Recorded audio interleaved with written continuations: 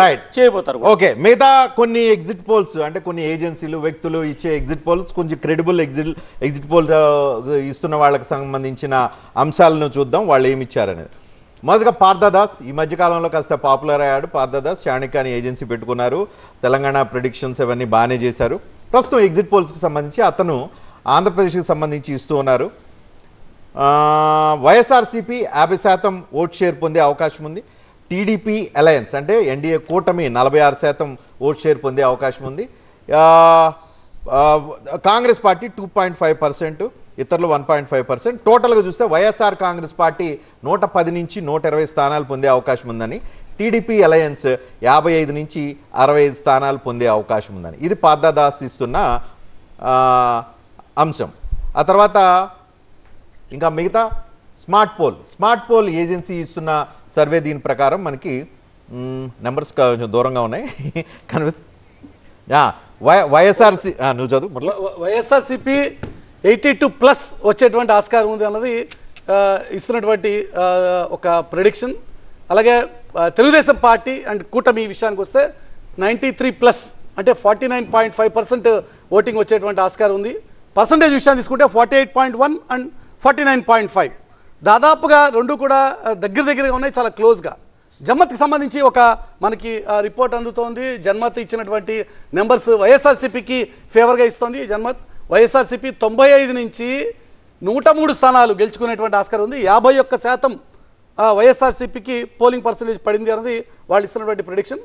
Telugu Desam party and కూటమి అంటే NDA కూటమికి 67 నుంచి 75 స్థానాలు వచ్చేటువంటి ఆస్కారం ఉంది. 45% మాత్రమే ఇక్కడ పర్సంటేజ్ వచ్చింది అన్నది వాళ్ళు ఇస్తున్నటువంటి ప్రిడిక్షన్. నెక్స్ట్ చాణక్య దగ్గరికి ఒకసారి వెళ్దాం. చాణక్య స్ట్రాటజీస్ ఇస్తున్నటువంటి నెంబరు చాలా అనూహ్యంగా ఎన్డీఏ కూటమికి పూర్తి మెజారిటీ రాబోతోందని చెప్తున్నారు.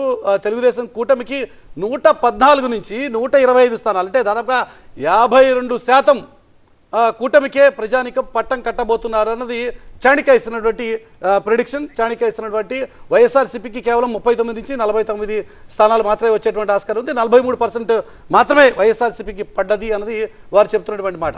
వ్యాప్ అనేటువంటి సంస్థ నిర్వహించినటువంటి సర్వేలో ఒక్కసారి నెంబర్స్ మనం గమనిస్తే వైఎస్ఆర్సీపీకి 158 ఏదైతే జగన్మోహన్ రెడ్డి లాస్ట్ రికార్డుని బ్రేక్ చేస్తాను అని చెప్తున్నారు, 151 స్థానాల్ని దాటి ఈసారి వస్తామని చెప్తున్నారు. వ్యాప్ సంస్థ ఇస్తున్న రిపోర్టు ఈసారి 158 స్థానాలు జగన్మోహన్ రెడ్డి పార్టీకి రావచ్చు అని చెప్పి కేవలం 17 స్థానాలు మాత్రమే 4 నుంచి 17 స్థానాలు మాత్రమే తెలుగుదేశంకి రావచ్చు అని చెప్తున్నారు.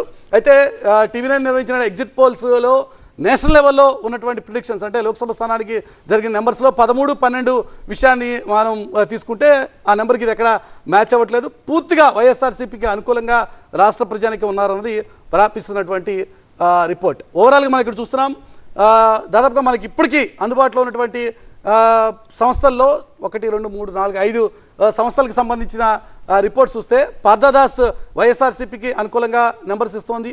అలాగే స్మార్ట్ పల్స్ కూడా వైఎస్ఆర్సీపీకి కొంత fight neck to neck fight ఉండొచ్చు. 80 అండ్ 93కి దగ్గరగా ఇస్తున్నారు.